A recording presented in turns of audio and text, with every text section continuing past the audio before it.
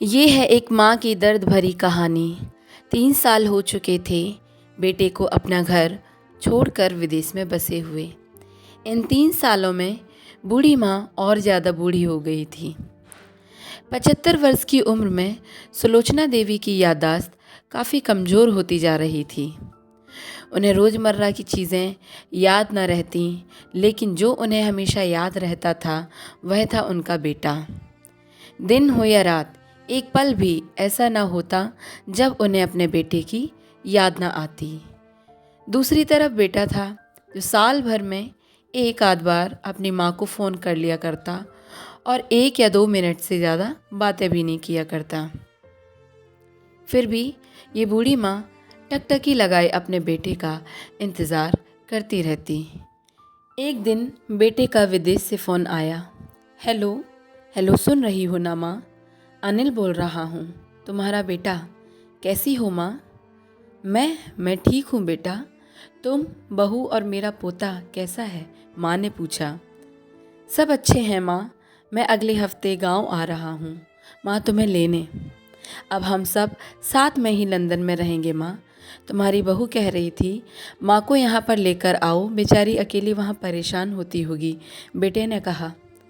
माँ की बूढ़ी सूखी आंखें आंसुओं से भीग गईं। उसके कमज़ोर शरीर के नस नस में खुशी की लहर दौड़ गई।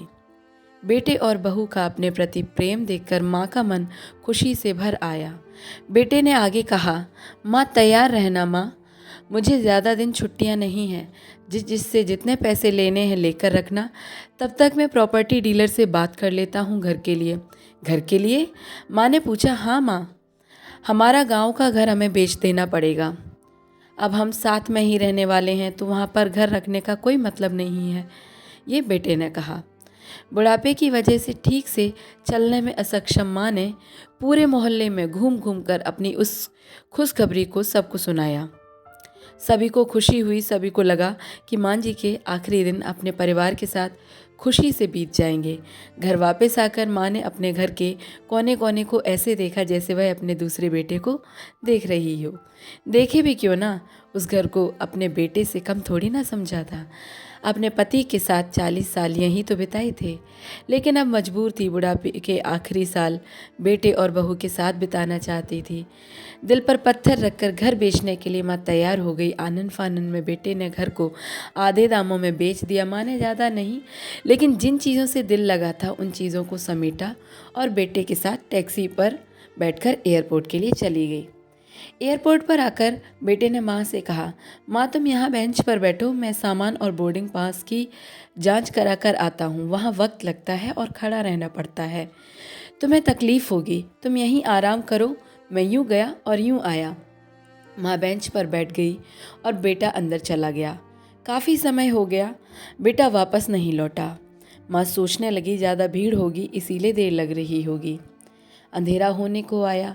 अब तो लोगों की चहलकदमी भी कम होने लगी। माँ को अब चिंता होने लगी।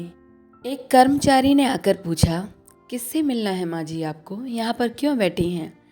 डरती हुई आवाज़ में सुलोचना देवी बोली, मेरा बेटा अंदर सामान की जांच कराने गया है, लंदन जा रहे हैं हम। क्या नाम है माँ जी आपके बेटे का? कर्मचारी ने माँ से पूछा। अनिल नाम है मेरे बेटे का, सुलोचना देवी ने बताया। कर्मचारी अंदर गया और थोड़ी देर बाद बाहर लौटा। उसने सुलोचना देवी से कहा, माँ जी लंदन जाने वाली फ़्लाइट तो दोपहर में ही जा चुकी है और आपका बेटा भी उस फ्लाइट में बैठकर लंदन जा चुका है। अब आपके यहाँ बैठने का कोई मतलब नहीं है, आप भी अपने घर चली जाइए। क्या जा चुका है और मैं घर जाऊँ? घर? माँ की आंखों से आंसुओं के सैलाब उठने लगे। जैसे तैसे माँ घर पहुँची। जो अब उसका था ही नहीं, बिक चुका था। वो वही बरामदे में तुलसी के पास सो गई। घर के नए मालिक को उस पर दया आ गई तो एक कमरा किराए से उसको दे दिया। पेंशन के पैसों से खाना और किराए का बंदोबस्त हो जाता था। दिन बीतने लगे। कुछ दिनों बाद घर के नए मालिक ने सुलोचना देवी से कहा, माँ जी आप अपने रिश्तेदारों के यहाँ पर जाकर क्यों नहीं रहती? इस उम्र में आपके लिए वही अच्छा होगा। अच्छा तो होगा, लेकिन अगर मेरा बेटा वापस आया तो उसका ख्याल कौन रखेगा? मेरा बेटा तो बहुत भोला है, उसे अपना ख्याल रखना बिल्कुल नहीं आता। मैं कहीं नहीं जाऊंगी, क्या पता कब उसे मेरी ज़रूरत पड़ जाए। माँ ने कहा, किसी ने सच ही कहा है कि पूत कपूत हो सकता है, लेकिन माता कभी कुमाता नहीं होती। दोस्तों, आप सभी से हाथ जोड़कर विनती करती हूँ, अपने माता पिता को जितनी हो सके उतनी सेवा करना, उनके साथ कभी भी बुरा बर्ताव नहीं करना। कहानी सुनने के लिए आपका बहुत बहुत धन्यवाद।